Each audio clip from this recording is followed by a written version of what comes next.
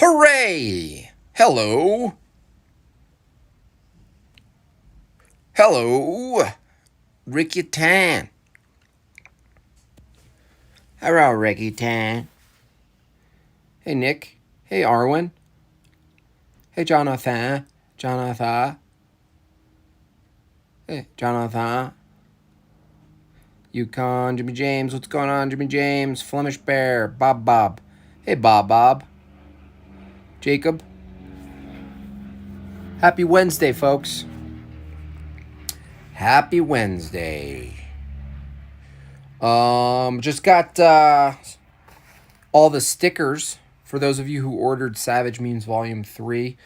You get the bonus sticker pack. I think there's about 60 left to order until we're done with the stickers.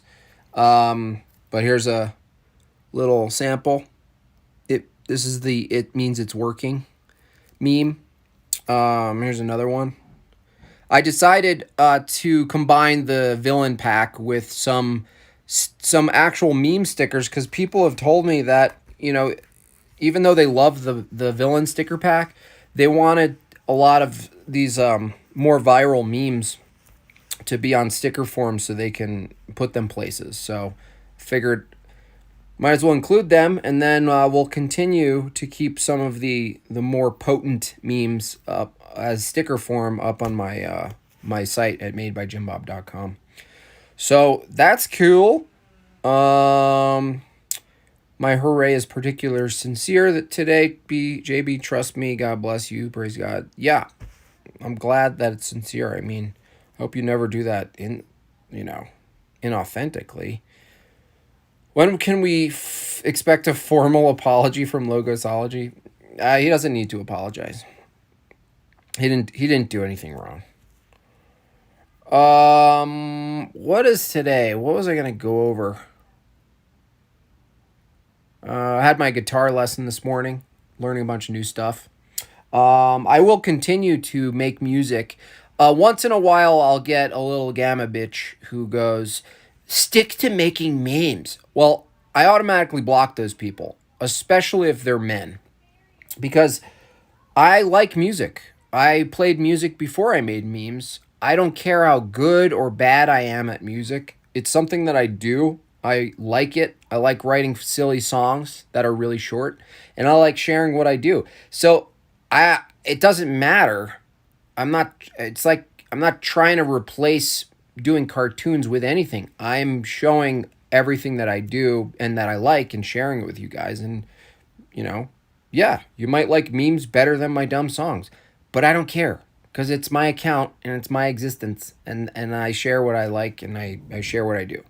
So, I don't care. I don't care if you have a bear name. I don't care if you're Neil Tyson Mustache's cousin. I will block you if you say stick to anything. Okay? I share what I share. It's not up to you. If you don't like something, fine. We don't care. I don't care about your opinions about it. Did I hear you say we can get the stickers? Yeah, you will be able to get the sticker. Yeah, people can print whatever quality if you're going to go stick them. You just can't reproduce and sell them on a website like some people have done with my work. That's just, I'm not going to chase down and police. It's just like, don't be a dick and steal people's, livelihoods. But I'll put up the stickers in packs after we ship the first, basically the first pallet of books. So, what's your bear name? I don't have a bear name.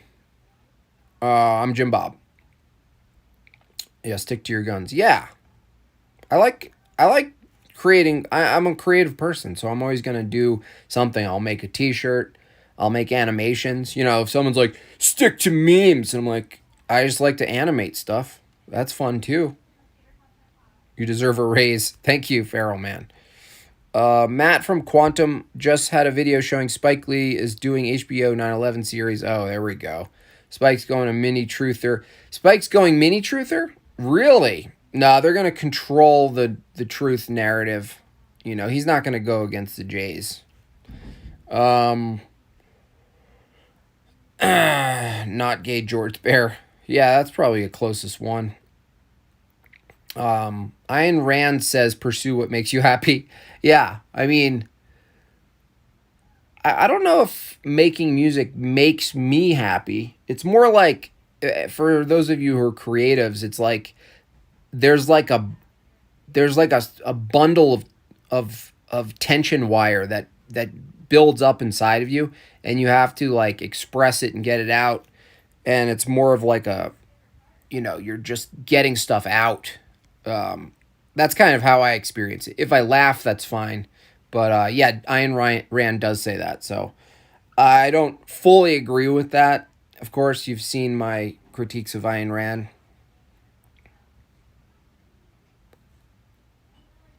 The only purpose in your life and the only moral pursuit is to pursue what make you happy. But I came to America. I came to the States very hungry. I ate a lot of bread, a lot of soup, tomato soups. And I know that I come to America and to the States and I see freedom. And freedom is good, inherently good. I knew to pursue the things I desire, and I desire to be man. And so I wrote myself into my books as man. Howard Rourke is my own persona as man. If Ayn Rand had penis, I'd be Howard, and that is what I pursue. I knew most of you know this, but I knew when I come to States, I would not be on Billboard. I would not be model. I, I I would not be pretty girl on model selling cigarettes and what have you. I knew I had to choose other pathway because look at my face. I mean, look at my face. It's like if there was a time to cover someone's face with a mask, it would have been the time when I moved to the States. People look at me and they say, oh, go back inside. Go write a novel. And I agree with them. Borscht. That is some creepy eyes. Yeah, I mean, I don't blink. One thing you know about me in all of my interviews and appearances on the television is that I don't blink one bit. I push Crowleyanism. I push do as thou wilt. That is what I do. It's Satanism with a classical liberal twist. It's very good.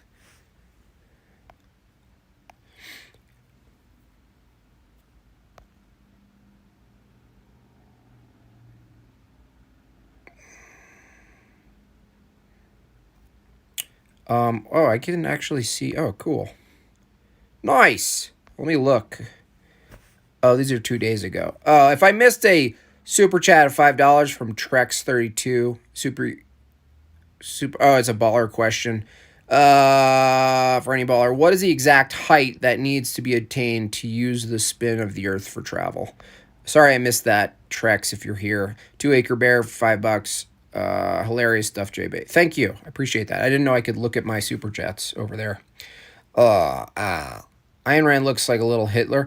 Ayn Rand, I have this theory that Michael Malice is Ayn Rand's grandson.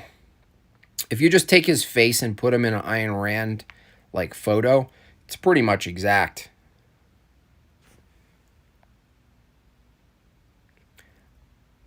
Probably the same dude. Oh, you even wrote that, and I wrote Axamont Bear. What's your son, Michael Malice's father? Who's your? My I have long I don't know if he is my son or my grandson, but he pursues same things as me. He adequately maintains my philosophy. In my philosophy, I believe that Kantianism is one of the worst things for humanity, and objectivism is the way to go.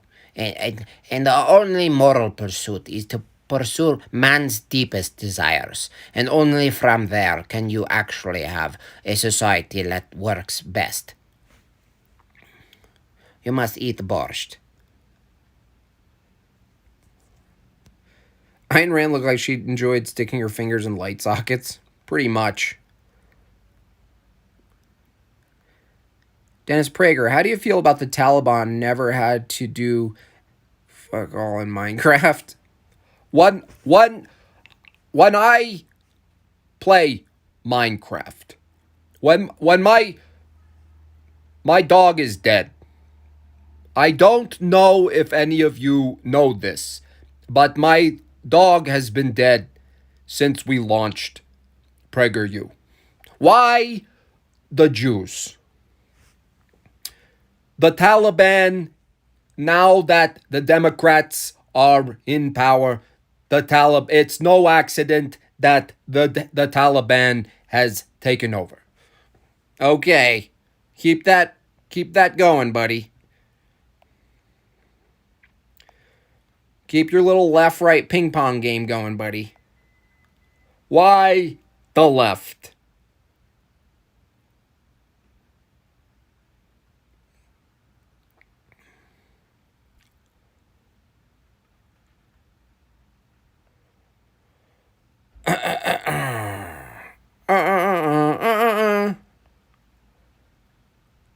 Do you believe the earth is on pillars? No. Pillars are like a man-made physical thing. I'm not sure what is going on. I just know that the modern current paradigm has got a lot of assumptions that are unproven. And that doesn't mean they can't be right, but some of them can't be right. And a lot of them are just massive assumptions. Bernie working at PragerU. Yeah, they might as well. Basically, Bernie Sanders and Dennis Prager are the same people on opposite sides of the coin. And they even sound similar. Dennis Prager has a little more, less spit when he talks. And he has a little bit more New York in there. Bernie Sanders spits a lot. And he's always pointing and yelling. Look, we live in a country that neglects the 98% of people who need government support. What we want to do is bastardize and villainize the rich, but also write policies that require their persistent existence at the top of the food chain. It's amazing to me that my own following doesn't see the contradictory, paradoxical stances that I take simply because I pair up with black people and rappers and mainstream media. A 1%, 2%, 3%, 4%. Hit the streets, people. You demand more.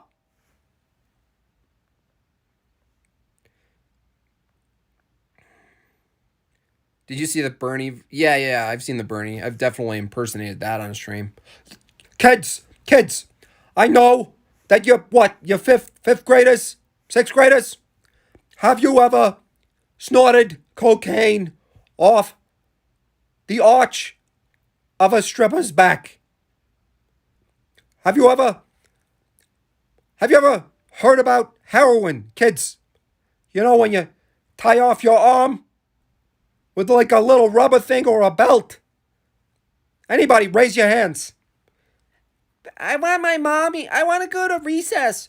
No. This is important to learn about.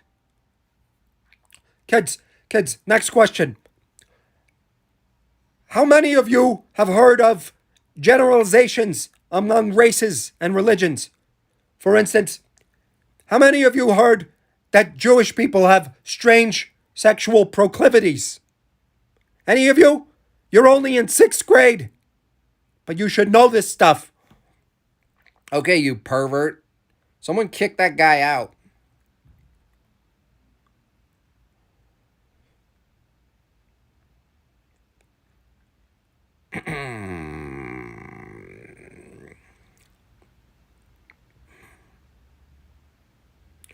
Who is your dealer? What is his name? And where can I find him?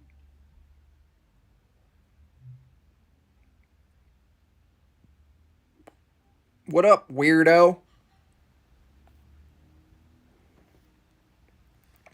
Hummingbird Ranch 499. Thanks, Hummingbird Ranch. JB, recently found God again. Advice introducing concepts to kids without creating resentful feelings. Oh, that was 4 days ago too. Wow, I'm like way behind here, guys. I'm sorry.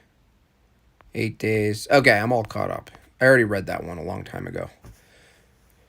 Nathan Asbury, thanks for subscribing.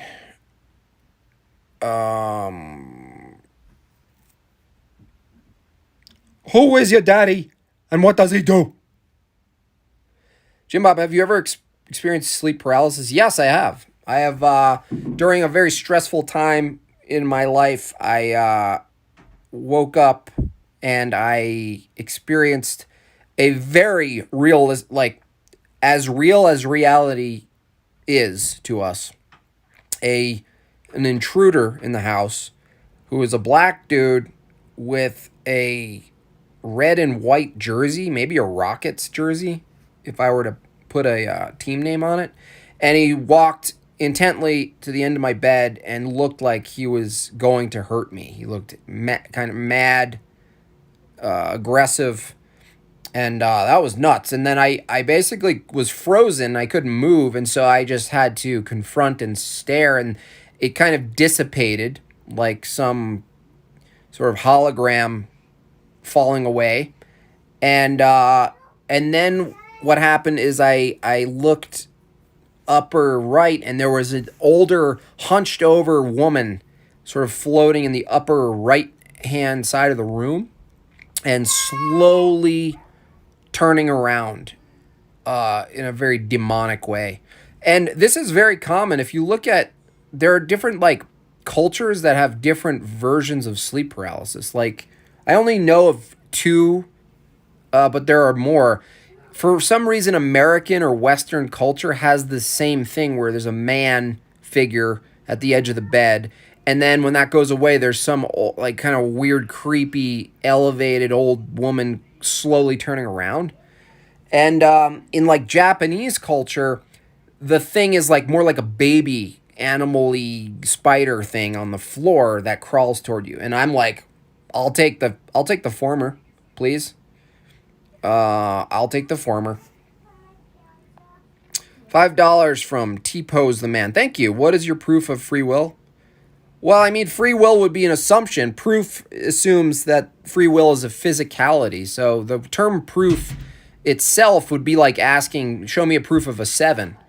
I could turn that on anyone else and be like, show me a proof of a 7, show me a proof of meaning, show me proof of laws of logic. These are metaphysical assumptions. So free will is a metaphysical assumption. I would say you can prove free will in logic by arguing the absurdity of the contrary. So you asking me to prove free will assumes free will. And so arguing or trying to argue against free will, like Sam Harris does, it seems completely absurd that you would assume that we have free will. I mean, the free will is merely illusory. Do I smell is that a Humboldt fog that I smell? The moment you try to persuade anyone using logic, the willing use of logic basically undermines the idea that you're not willingly arguing and assuming that someone can be persuaded. So if you were to argue, a professional arguer like Sam Harris or anyone else, like the Rationality Rules guy or any of those other atheists who are arguing against free will, they're on a platform that they're assuming that there is an impact of persuasion in philosophy, in reasoning. They would argue that reasoning is good and use of logic is good and empiricism is good and we ought to abide by them. Why? Well, so we can come to the right conclusions about things and move forward in progress. What? No, that is already an assumption that free will exists. And I know they'll be like, well, no, there's free will, but then there's free to act. You only have freedom to act on any of the inputs you have. So in other words, their argument is, if you go into an ice cream shop, You don't really have free will because you can't order a rhinoceros flavored ice cream because it's not there. No, it's all muddled up. They can't even tell you what will is. They can't even tell you what you are, what a consciousness is, and they're making all these secondary assumptions about free will. So in short, the best argument against negating free will or arguing there's no free will, first of all, you're arguing, so that's self-refuting, and two, it's the absurdity of the contrary, which is a valid argument. The absurdity of the contrary.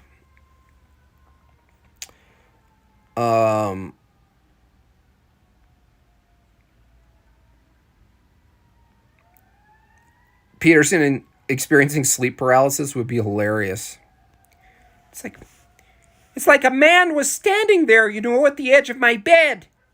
And I was like, I wasn't frightened, I was more of an inquiry of like, why the end of the bed and not at the head of the bed, And I was trying to think about what is the symbolic importance of the edge of the bed, And it's like, what stands at your feet is closest to death, Your feet are often on the ground, It's like something staring you down, as opposed to hovering right over you, It's like mix the eggs with the flour, prepare the chicken.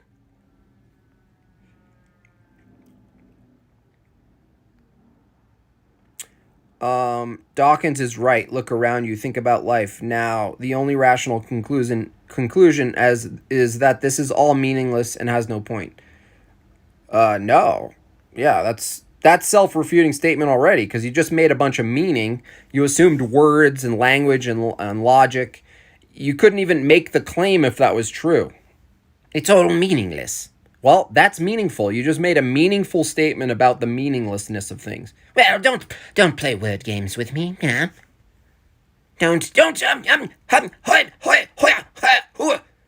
Imagine Richard Dawkins learning like karate.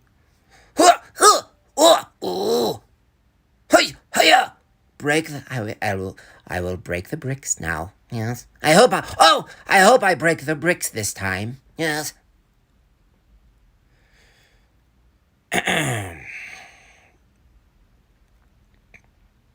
No, Dawkins isn't right about anything. He's one of the most arrogantly foolish, willfully foolish people that I've ever seen through the fiber optic cables.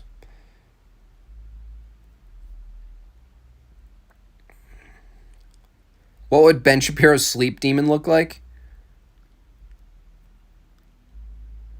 It would be like something that was like dirty. It would be just like a farmer, like a hillbilly farmer, who just like kind of is sweaty in like a wife beater tank top, who's just like asking him a basic question about family, like about birthdays. Like, I woke up the other night and I had that, sleep paralysis. And I don't really look into that. I don't look into sleep, analysis or any of that like psychobabble stuff. It's crazy. But here's the fact. Here's the thing, gang. I did wake up. When I woke up, I looked at the edge of my bed. I thought I was having some sort of nightmare. I felt the fear. I felt fear inside of me, and that's a new thing. That's a new thing for me, folks. Most of the time, if any, I don't know the difference between fear and excitement, joy and fear and terror. All these things are just one thing for me. They're just one note, And so I look at the end of my bed, and I look and I say, "What are you doing in here?" I'm gonna call Brett, and then I'm gonna call private security. If you don't get out of here. And he just looked at me, and it's like one of my deepest horrors. He had dirt on his hands. He had dirt on his chest. He wasn't groomed. And he was just sitting there, and his pants were a little bit sagging down, from the tool belt. And he's simply staring at me. And I said, "What do you want, demon? What do you want, demon?" And he said something like, like something wholesome, like, I just want to be home for my kid's, graduation. And I was I almost puked in my bed. I literally almost puked in my bed. Which brings me up to my commercial break, folks. sleeping on expensive sheets is particularly objectively better than sleeping on poor people's sheets. So buy my new expensive sheets because here's the thing, gang. Here's the thing. 20% off if you put in Ben Shapiro. Promo code Ben Shapiro. And then here's the thing, folks. If you order right now, we will throw in a barf bag, Daily Wire barf bag, right by your bed. So if you experience sleep paralysis the way that I did, which I don't wish on anybody, but if you do, in the event that you do experience a basic hardworking person who lives typically in middle America, that you have a place to throw up too.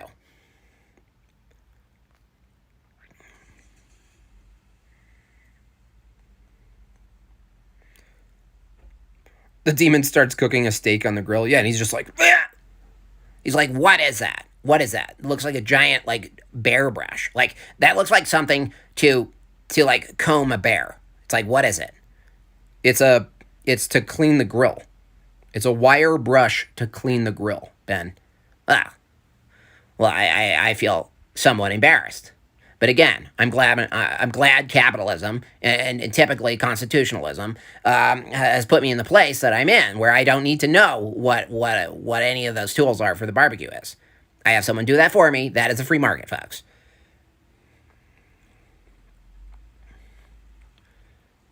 What about Hawkins?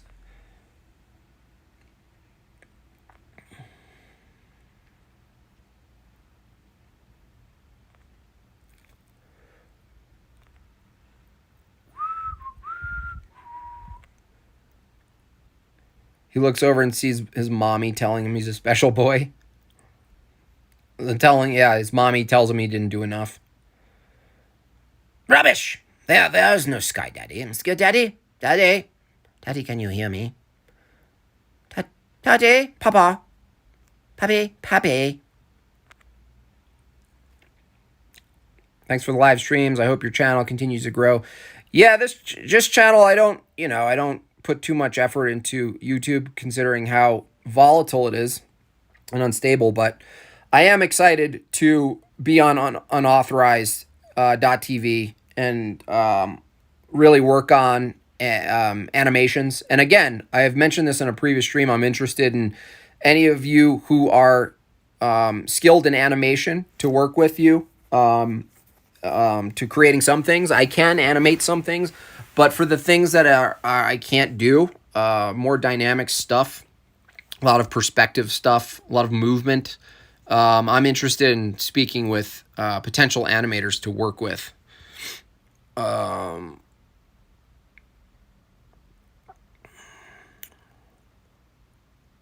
Do a Mike Lindell. Is that the pillow guy?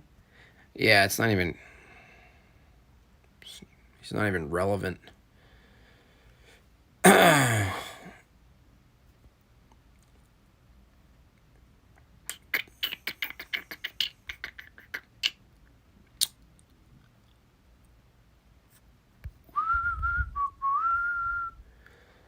And the living's easy, catfish are jumping, and the cotton's high.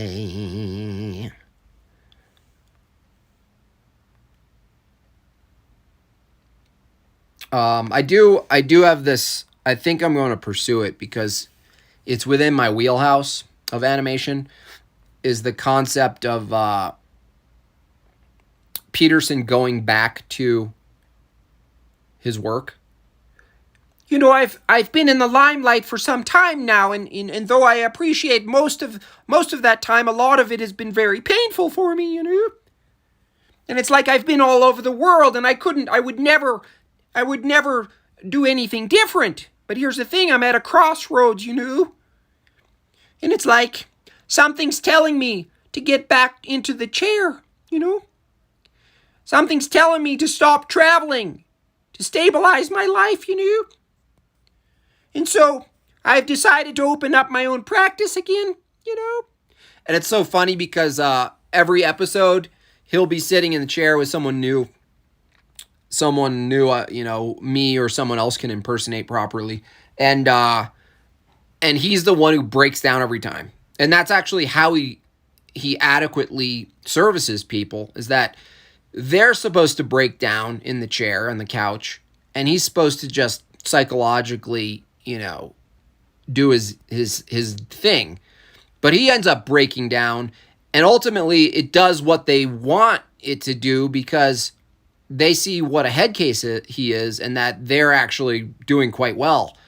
So it's psychotherapy via just straight up contrast. That's all it is. So every time he breaks down in every episode, you just wonder when it's going to happen and how the new person's going to react. So I would do Ben Shapiro, So it's basically Jordan Peterson goes back to his practice in his little office, and there's a lot of funny communist posters and weird shit hanging on the wall, all sorts of weird objects he plays with. I think involving props is a good call, or little quick shots, little B-roll shots of things that are on his desk just randomly. And then there's always a famous person, Oprah. I love your work. We don't agree politically. Everyone gets an abortion. Bill Gates comes in. I mean, there's so many people that can be in that chair. It's like a ripoff of you guys remember Dr. Katz, professional therapist? It was like that MTV cartoon, squiggly lines. It wouldn't be that style, but it just shows that there's some legs that are possible. And you could take it out of the office. So, dreams. One can start with a dream that's like really messed up. Like Don Lemon has a dream. It's like, imagine that dream. It's like he's floating and there are all these like very, very phallic, lollipops and like rainbow cones. And then there's just like this perverted, like, unicorn, that's just like, and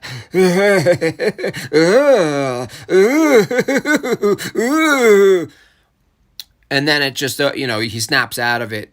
And he's like, can you tell me about your dream that you just had? I'm pretty sure that's the way to go for me.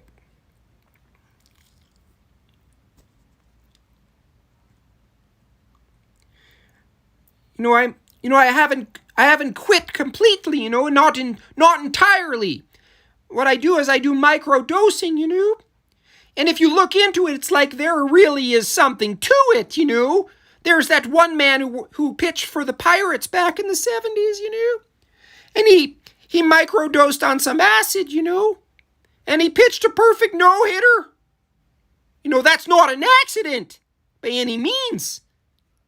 And there are some rock climbers and other extreme sport people, and they do small doses of things, and what it does is it elevates their concentration, their focus in the here and now, And it's like, so that's what I've been doing, So before I wake up and I find myself in the kitchen eating a piece of raw steak, what I do before I go to bed?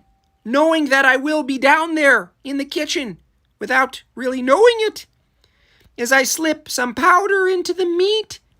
If you really inject some of that stuff into the striations of the meat, it's like, what's possible is limitless.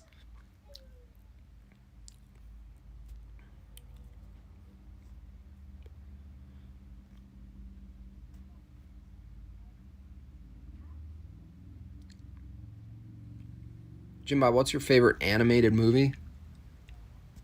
I don't know. Most animation movies are just a little whacked out. I mean, I guess it's considered animation. I liked Team America when I saw it. I have to re-see it because a lot of the things I thought I liked, if I saw them again, I'd see all of the coding inside of it. It's unseeable now. So I'm not actually sure. But there are things I liked when I saw them. I liked when I saw them, like The Point. There's an old cartoon by Fred Wolf. I think Ringo did some of the music, and some of Harry Nilsson did some of the music. But again, if I watch it again, I might be like, whoa, no. But I don't know. The moon landing, exactly. That would be hilarious. Um,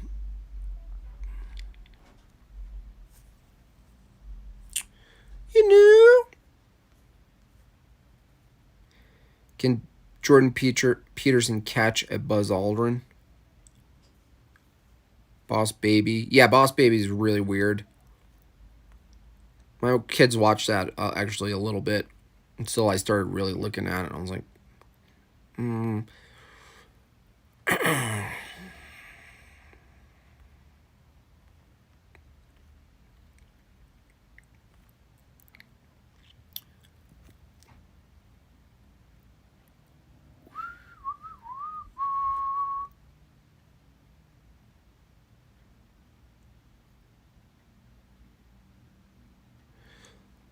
What else, you guys?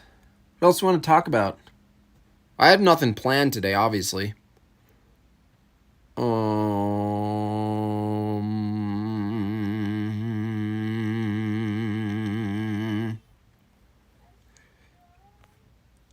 wish I got more scientismos in here. It's always fun to talk about science.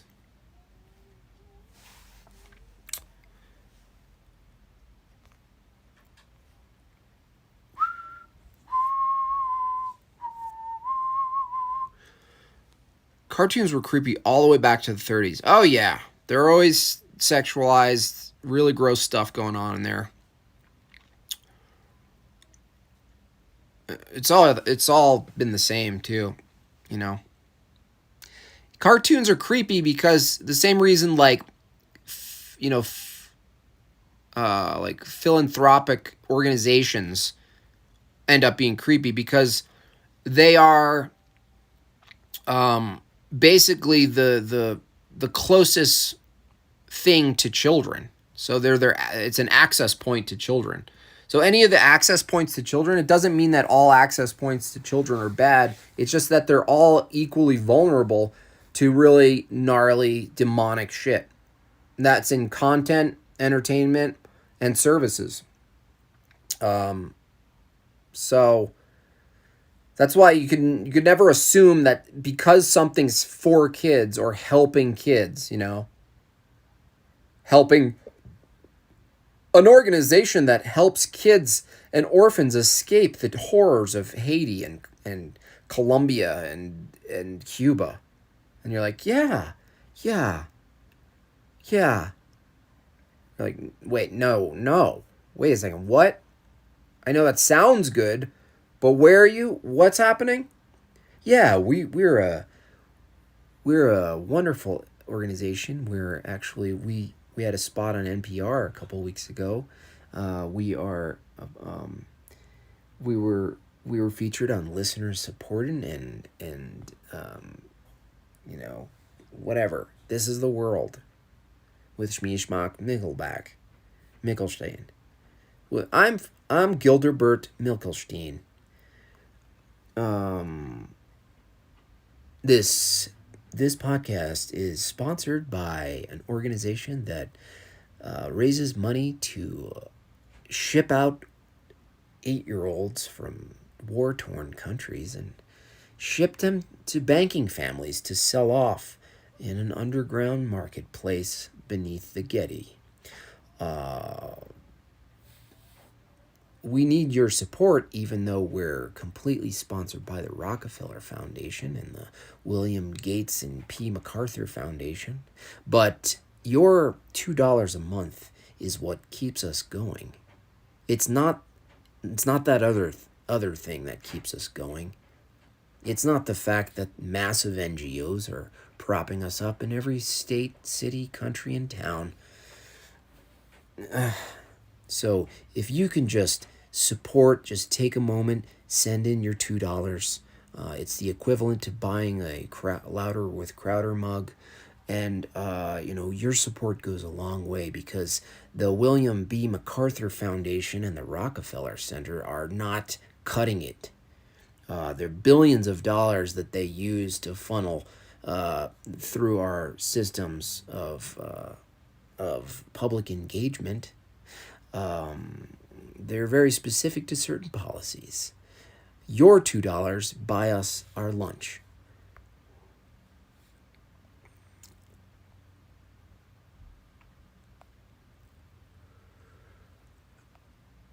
when are you going to show that new guitar? Well, I played it on one of the posts. I played it on a post. That's it. That's the new guitar.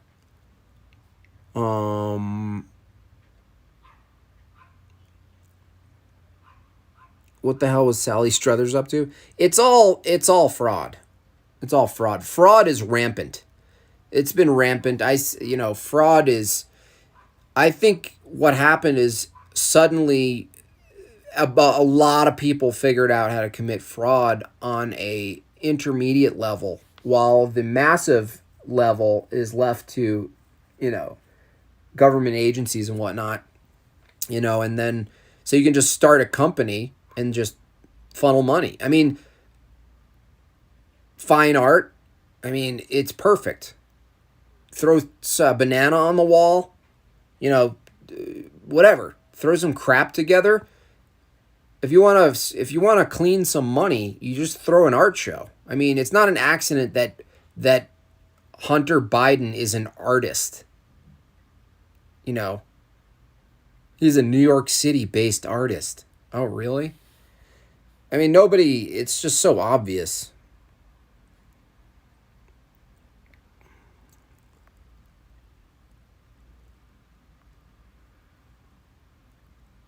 You've got that 6 a.m. radio station voice. Hi, this is This American Life, and I'm Ira Glass. Our story today comes from Brooklyn, New York. Most of you wouldn't know this, but if it wasn't for the show and our private investigative journalists, but we met up with a team of trans black lesbo ultimate frisbee players who felt pressure to meet up at, get this, 4 a.m. to practice. I'm Ira Glass, and this is This American Life. Ira Glass is like one octave short of literally being Bill Gates.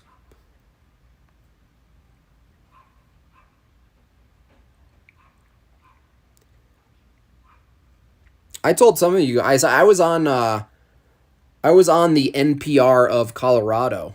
I forgot what it's called. I always forget the dude's name. He was a gay dude who won a bunch of awards. Thought he was gonna rattle my cage, but he didn't.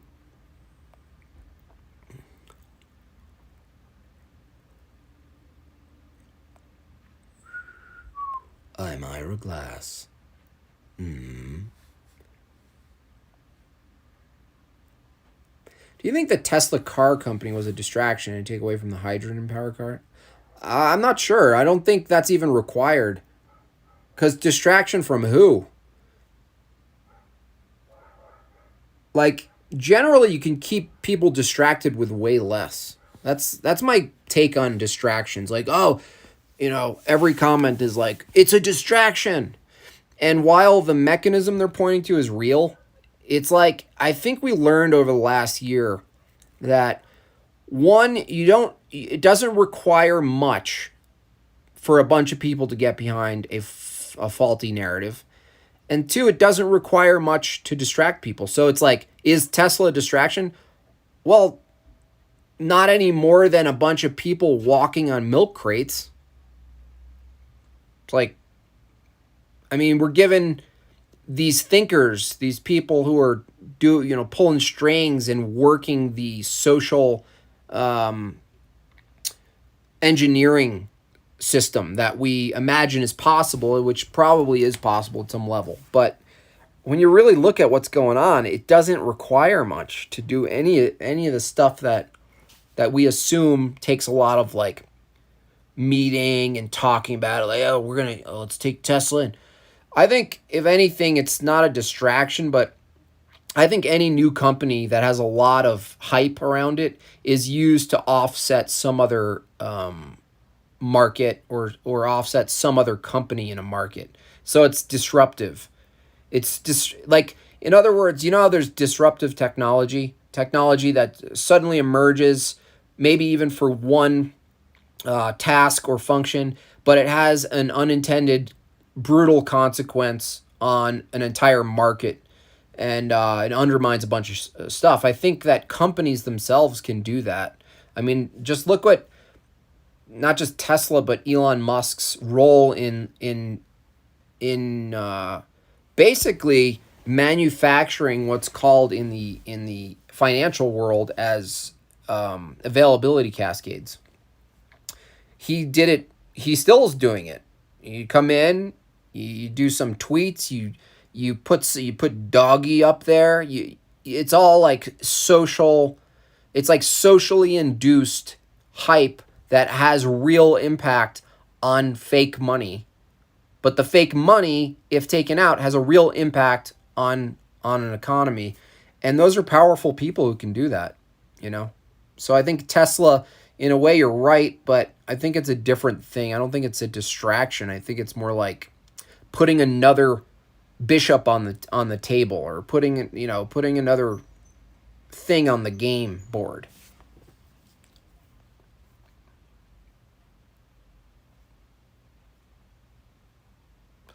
Himmy, you bastard. Broadcast. This is a broadcast of Colorado NPR, sponsored by Depends. I'm Ira Glass. I'm Ira Glass. I'm Ira Glass, and I've eaten raw meat off of a body at a party. 'Cause I'm special.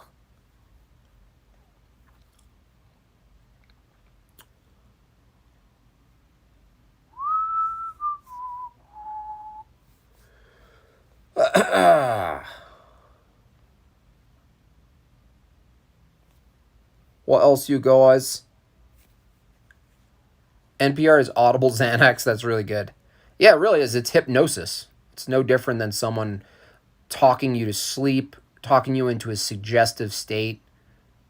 It's not an accident that none of them have some sort of upbeat, yelly tone. You know, none of them sound like Sam Kinison. None of them sound like Bill Hicks, Rush Limbaugh. They actually have training. I'm sure of it. Just like TED Talk, you know, they send you the template, the format, the beats, the pacing, the walking, the literal pacing, and you have to do it like that. When I first realized that I was impaired, I didn't think anything was possible.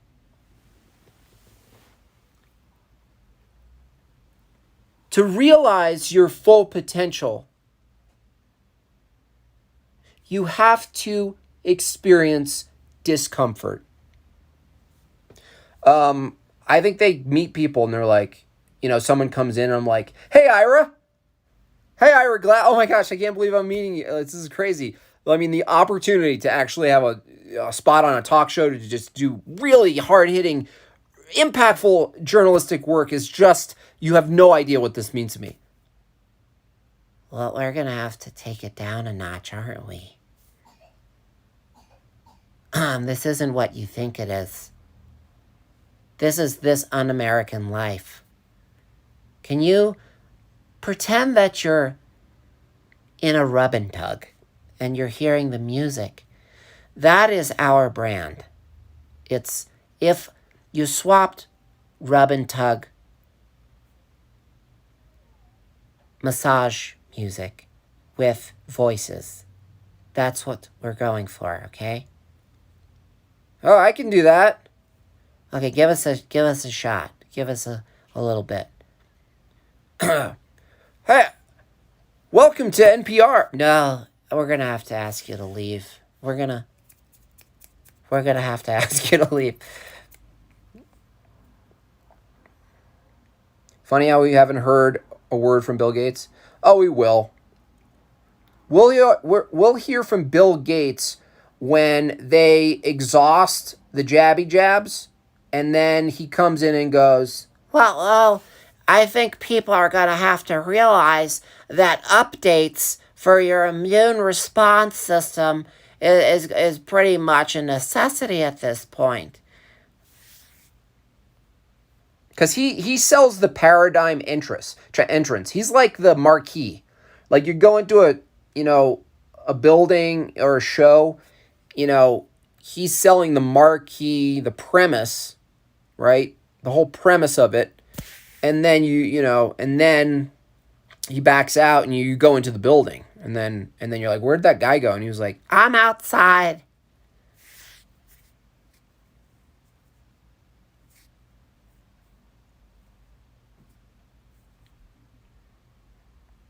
Sam Hyde is the best TED Talk. Yeah, that was awesome. I didn't ever know if that was real or not, or if it was just a parody and he somehow got into like a stage event and like made it look like that.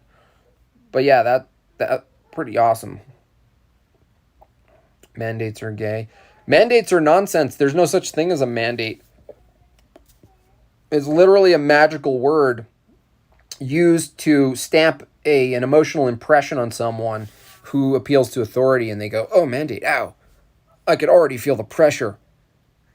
But they're all nonsensical. They're illegal. They're not based in any law. And any one of us, it's just a shame that a lot are just compliant. They would realize, like, all you do is challenge it.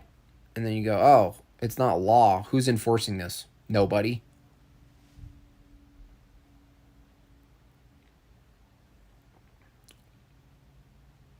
$5 from Anthony Gonzalez. Thank you, Anthony. I appreciate that. Can you shout out my friend's comic book project, Manchild, on Kickstarter?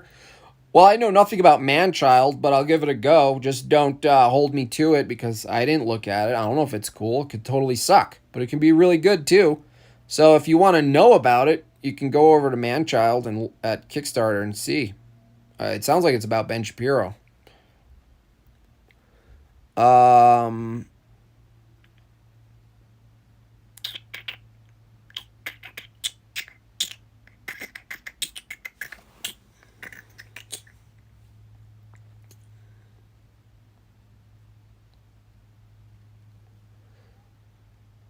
He did speak recently about recanting everyone's all unveed people Social Security.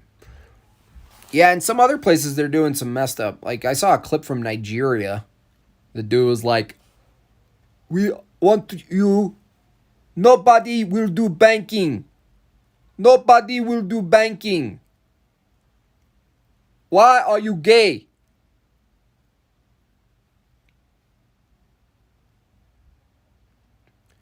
Slower chat today? A little bit, but I don't mind it. What's up, Satoshi Bear? Version 4? Jeez, what did you say? Oof. What did you say? Version 4?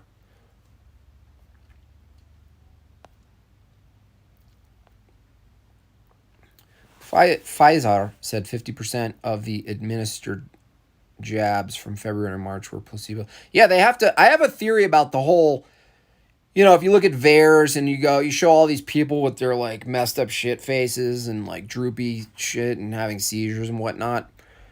What if the actual charade, the actual scam is that most of the shots are placebos, and to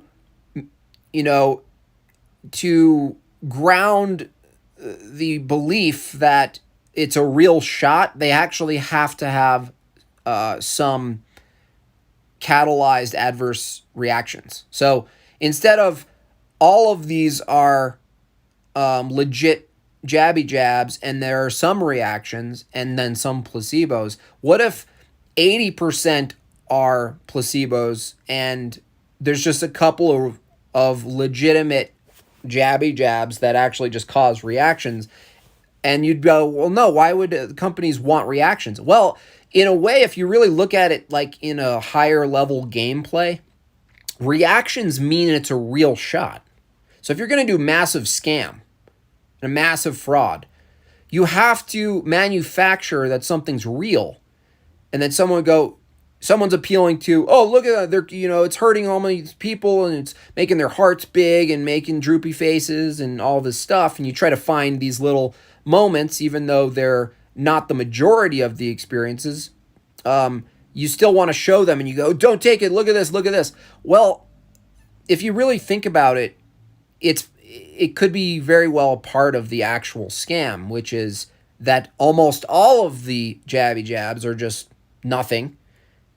And to basically support the narrative that it's legit is you need adverse reactions. So adverse reactions is an asset to a fraud. If you really think about it, it's an asset. It's not disadvantage. It's like, it doesn't go against them. 499 from Zimbabwe.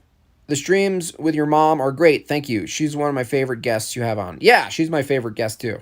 I love talking to my mom about all this stuff. Have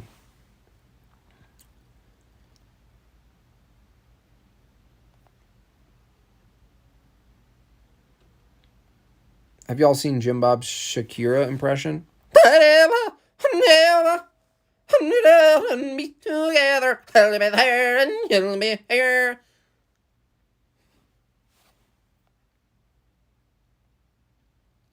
Tell me, dear.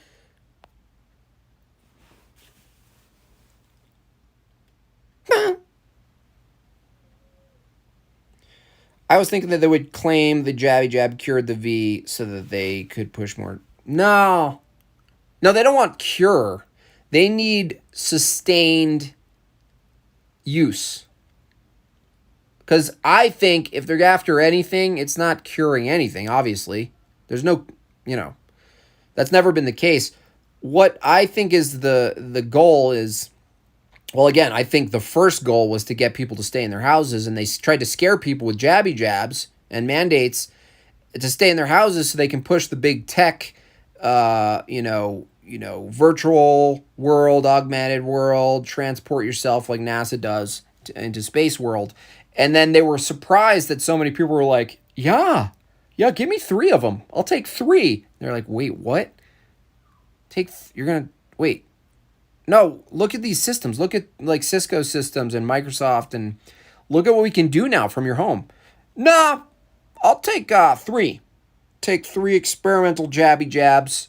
I just really need to see the Raiders play. I mean, I'll do anything. Yeah, but what if you saw the Raiders play virtually? We can put you virtually in the stadium so that when you're seeing it on the TV, you see your little face in the stadium. It's going to be great. Nah. I'll take 3 of them. Same time, even. I'll take them all at the same time. I want to see the Raiders play and stuff. So, but no, there's never a cure. They want, if anything, they want to basically morph the body and how it responds to things into a coded operating system that they can write the MS-DOS, new lines of code in. Because ultimately what we're talking about is cellular behavioral programming. That's what we're talking about. We're not talking about vaccines. We're not talking about, fighting cures. That's all secondary. It's the platform that they want. It's not we got to cure this. We got to end this. No, they want as many people as possible introduced to cellular behavioral writing, scripting the cellular behavior. And that's what mRNA is. It's scripting cellular response with script, with writing, with code. Whenever you'll be tired and be together, I'll be tired and you'll be here. Not to mention it's totally legal to synthesize a biological aspect, even if that behavior already existed. If you synthesize it and prove that your technology is the thing that synthesized the product, then you own both the process and the product. What that means is you can synthesize and manipulate cellular behavior, and if the specific technology that's owned is the thing that caused the specific behavior, then you own both the behavior and the product of the tech. That's legal. It's totally legal. That's exactly how they do GMO stuff. So everyone's like, the jabs are going to make everyone sterile. Well, I don't know if that might be possible. I doubt it, and you wouldn't know until like 10 years from now anyway. And there's just all this plausible deniability and confusion. Because think how many other things can be introduced into the environment in 10 years that you could blame that on anyway. So it's useless to even go in that direction. But think about it this way. If there's a process that some GMO bio firm owns that grows a tomato a specific way, and I start doing that, they can send me a cease and desist for reproduction of the tomato. Well, swap the tomato with your body. Simple. You don't need to off a bunch of people. You don't need to physically sterilize if legally you use their consent to use of their technology to produce a result that could potentially down the road prohibit you of using your own body in reproduction because the process itself becomes owned. I don't know if we're close to that, but I know it's possible. It's not like sci-fi, it's real.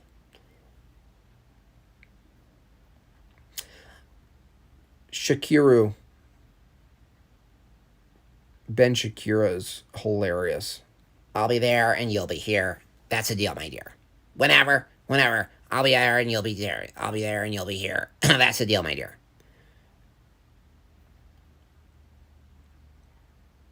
You know them by their fruits. If you take in the V, you are their fruit. Yeah. Absolutely, Arwen. Absolutely. Her hips don't really lie. Hips don't lie. Facts and logic. Facts and logic. Just finished Nihilism. Good read, but depressing. Yeah, I mean, it's pointing to what is. I mean, there are some solutions in there that's kind of like presupposed in the context of writing it. Are they paying people $100 to get? Yeah, I'm sure they'll incentivize people. I don't know if it's with cash, but there's definitely obviously social incentives.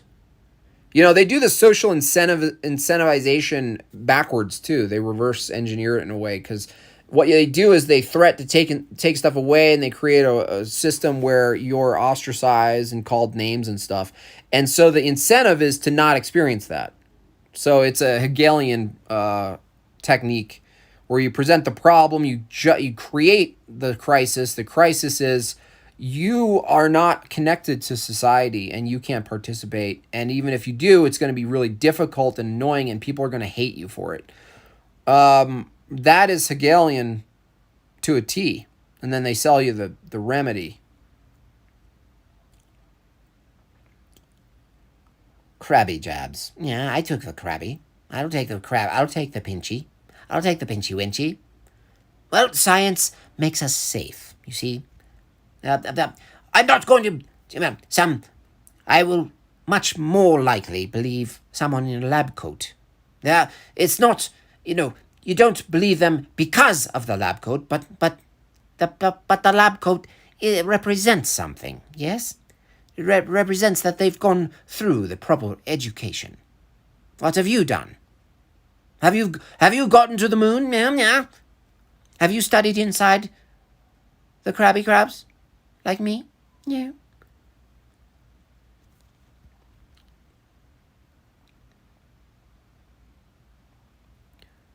Crab Shack. Me Shack, Crab Shack, and the Bendigo. Monsanto is beating Piercy in court. Proves your point exactly. It was 20 years ago.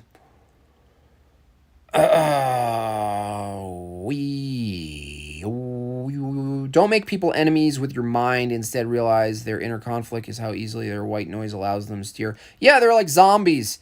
And you have to have compassion for them because their faith is by men. They're listening to men.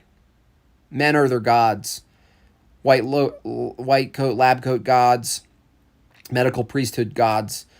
The gods of science. And so they don't know what they do. And they can't be your enemy. You know, your enemies, again, are not flesh and blood. If they were, you're a utilitarian psychopath too, because that means if enemies are flesh and blood, that means you could kill all your enemies and then there's no more. Well, a lot of people thought that. A lot of the worst times in humanity thought you can kill off the germ called your enemy. And this is all germ theory, all of it. It's enemies, the spiritual level that you can buy into germ theory, which is, again, what I just said, that humans, that certain people, that certain kinds of classes or whatever is your enemy. That means, that presupposes that the elimination of those people means you win something. It's no different than what they do. These psychopaths who are using the pandemic paradigm to be like, you're the enemy, you're the hero and the enemy. Your friends and family might be the hero and the enemy at the same time. If they do stuff to help this naughty little thing, then they're friends of yours. But also, the people who do fight by putting a muzzle on their face and injecting themselves are also potentially still the enemy, by the way. So, everybody's an enemy, and maybe if you know someone who's gotten the jab and they got all 3 or 5 or however many we sell you perpetually till the end of time, it's important to assume that maybe they are safe, but also maybe possible in the near future that they're also just as dangerous as they've ever were because of the new strains that might possibly emerge in the future had not these people been properly medicated to begin with. So, I hope that answers your question. $5. Jim Bob, mental gymnastics, in my opinion, is a sin. Do you agree? Not necessarily. That's like a weird modernity term. I think you'd have to make that argument, you'd actually have to isolate what the sin is that's compared to or equal to mental gymnastics. But I think there might be something in there. I just don't think it's identical to mental gymnastics. Fauci's new book title, possibly, maybe, eventually. That would be hilarious. If someone make that fake book title.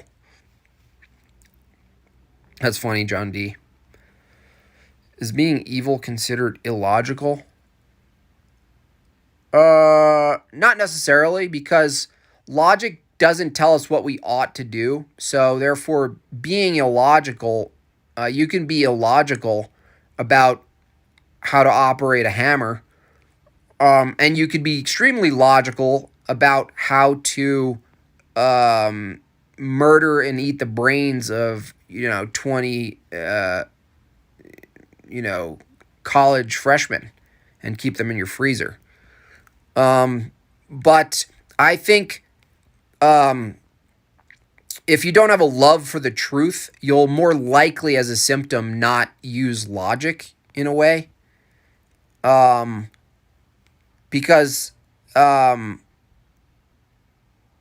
what's true ultimately will lead you to what's good, because the truth can only be based in God. And so, but that doesn't mean people can't use logic and pursue some form of truth and just stop there. And then that's basically what empiricism and atheism and materialism does, is that it borrows the energies of God. It borrows what we were given, used not to discern what a tree is, not to figure out what Krabby Crabs do. We were given the tools to pursue and know Him, know creation, know Creator. And so when you use the gifts of logic and go and use it to go against good, you're kind of not being logical, but at the same time you're using the tools. So it's kind of a weird paradox. It's like, can you ride a bike but not properly? It's almost like, those videos where you ride a bike but they switch the handlebars around. So it's still a bike and you're using it like a bike, but you've made the handlebars opposite. So when you turn left, it goes right, and you turn right, it goes left. I kind of see the use of logic against the good as that. You're still using it, but you're using it as an inversion to go somewhere else, if that makes sense.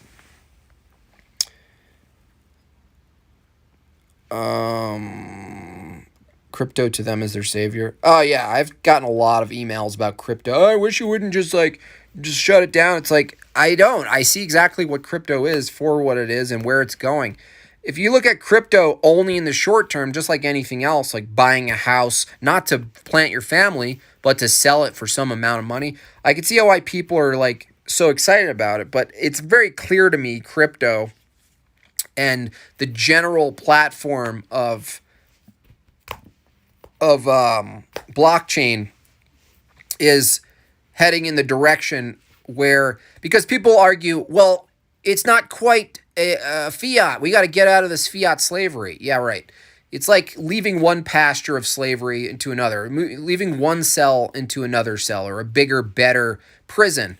And the thing is, what people have to understand when they argue, well, no, it's not fiat because it's backed by energy. An energy-based, literally an energy-backed system is freedom. And you're like, well, not if your own energy. In other words, when they make the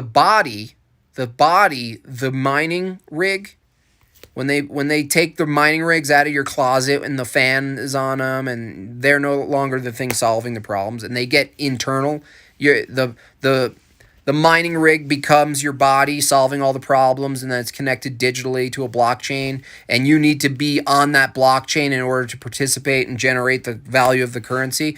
You think that sounds like freedom? You know? All you crypto guys, crypto bros, all you Bitcoin bros, all your blockchain bros, you have to look further down the line, because you're completely naive to think that like this technology is somehow not corruptible.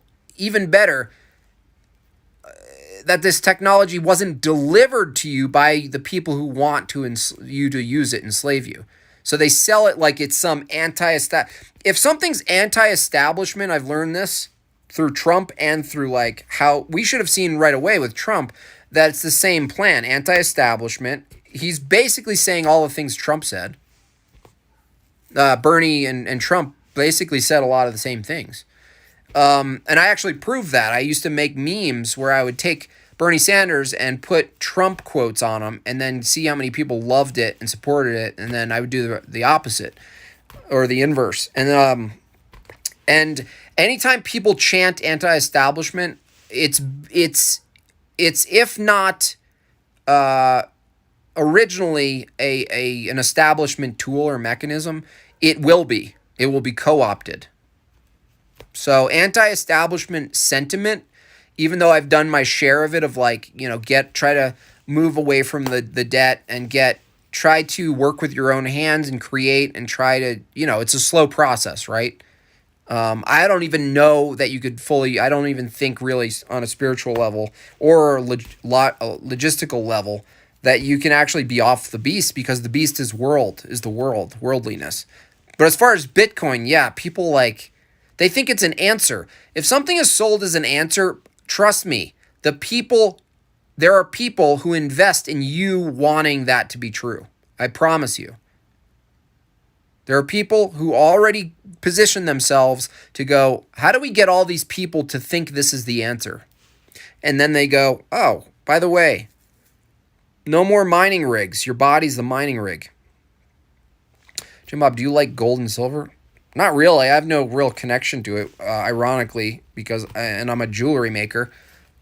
I can see some inherent value in it, given it, physically, some of these things don't rust, platinum and gold. They can turn into physical things that are worth their value materially, but added value when you add the labor to them. In other words, if I make a spoon, an ornate spoon with stones out of silver and gold, it's worth the value regardless of the labor It's the material itself is a starting point. So in that way, it's kind of cool, but I don't really I'm not really drawn to it, like hoarding it, even though I think it'll always have value. No one in crypto is dumb enough to think it's the answer. Are you kidding? That's a lie. I mean, yes, many people in crypto think it's literally the answer away from central banking and away from government intrusion. I don't know where you're getting that from. Don't say no one, okay? Don't say no one. You love white people? Bitcoin is freedom, quote, on the grid, on their grid. Yeah, freedom on their grid. Yep. It's nonsense. You know it's nonsense because the use of it primarily is still to invest and to get rid of. It's volatile. It's volatility. You know? And when it's not volatile, this is the catch about it. Things are really hyped up when they're volatile. NFT. Oh, Jim Bob, get your art into NFT. You could make billions. Oh, you got to invest in Bitcoin. It's going, gone. When it's volatile, it's hyped. It's volatile, it's hyped. It's like, sell a lot. Oh, it's great. We're going to do this. Let's make a music video. And then the catch is when it's no longer a hype or some sort of trend, it's an established foundation. If it's an established foundation, some sort of massive network apparatus that everyone uses, it's no longer a trend. It's no longer has a freedom flag flying on its roof. That's the catch about it. The moment it turns into the thing that you want it to be, it's like anarchy. Once we establish that there's no establishment, then we'll be established. It's like, okay.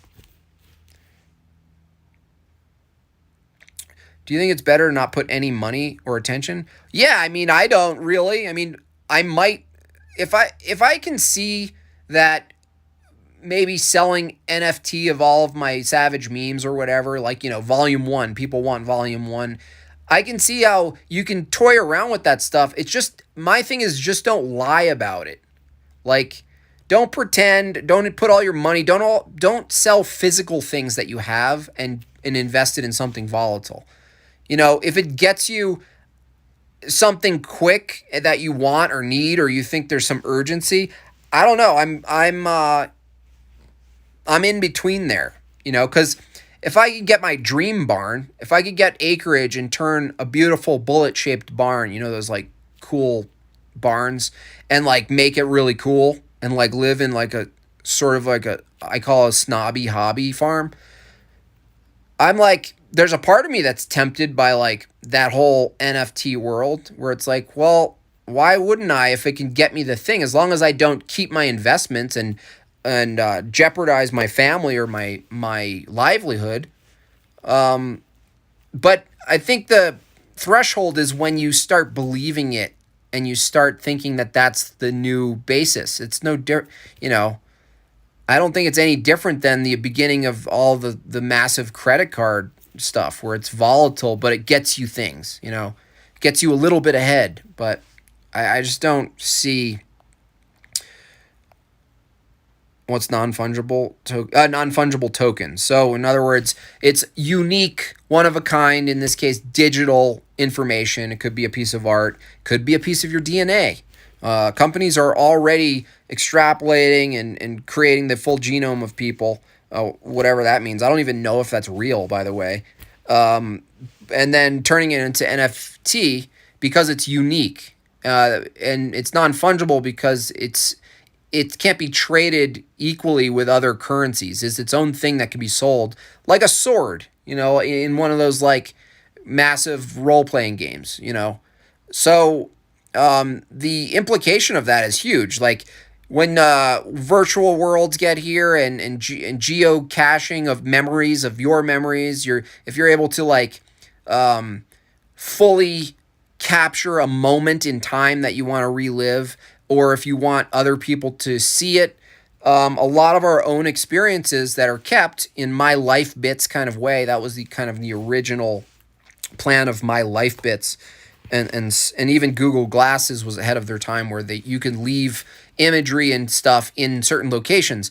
When that stuff gets fluid and becomes ubiquitous, NFTs will essentially be parts of your biology and much of your own documented experience. And the thing is, it's going to pull people into this private absent world, this fully transparent world, because they will benefit the same way you might benefit. People generally might benefit by your data, your participation on the internet, being fully searchable, fully accessible by a lot of people who are willing to pay for it. Well, the same is going to happen to all of your experiences the moment they are fully documented at a level they can be experienced by other people in value. So that it's a valuable experience, not just experience. If it's a crappy experience and it's not fully realized, it's not going to work if it's not done well. But the near future really is that NFTs are the gateway to biological NFT, actual physical unique qualities that are digitized in your body, and those are accessible to biometric and genomic companies. Those are people we're not even competing with. We don't even want anything to do with it. But you will get paid if you donate your genome and get all of your biological data, put into that format. And so when people use it, you get tokens, you get money. Same thing with your experiences. If you document enough of your experiences, a lot of the famous people, as they lose their clout as fancy actors on a red carpet, a lot of people will want to relive, their experiences, want to see something that they experienced. It's almost like the My OnlyFans. If you remove the strictly sexual pornographic part of that whole thing, and you go into just people peering into your existence, on any level, basically, there will be a database of all people's experiences, the people who want to be on this kind of currency platform. And people will get very rich, but not wealthy. They're going to be slaves. They're going to be slaves to their own documentation. It's a really kind of sick dystopian future that's not far off, and we know this because they're already doing preparation in our mind with movies. For instance, I just saw a movie last night with Hugh. What is his name? Who's Wolverine? Whoever that guy is. Hugh Grant? Hugh Grant? No. It doesn't matter. Anyway, there's a movie about this. It's about people being able to sell people their experiences if they want to relive them in a very realistic way, and that's going to be the future of NFT. Yeah, Hugh Jackman. Huge Jackman. Huge. Oh, I can't believe it. Huge Jackman. Anyway, I got to wrap this up. I'm going to go take my girls to get ice cream. Support your local stuff. Show your smiles out there in the physical space. I think that's key, you guys. If you want physical space, which is where the battle really is, it's not online. Notice that we're not arguing whether you should have a mask on or not online. It's easy for us to do this. It's easy for me to do this. It's out there that people need to see it. And you're like, people need to see this online. No, if you want to battle and protect your physical space, you actually have to be that person also out there in physical space.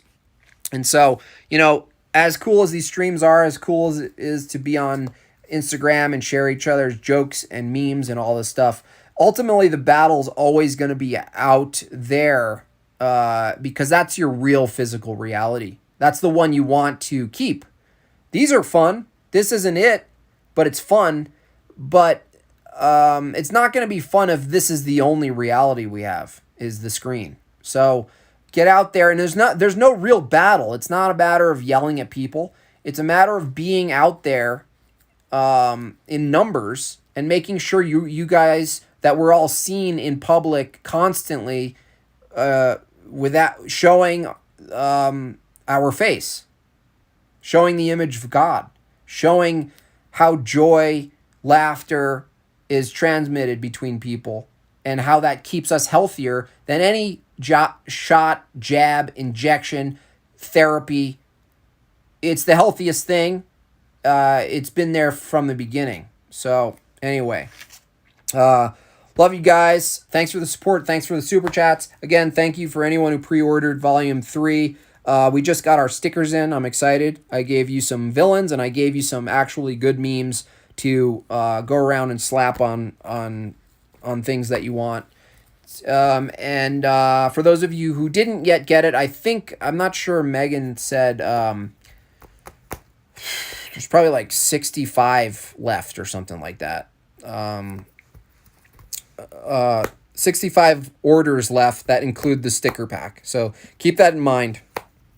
Anyway, you guys have a good day, and I'll probably see you tomorrow at 1:30 my time, Mountain Time, for my lunch car stream. All right? Enjoy your day. God bless.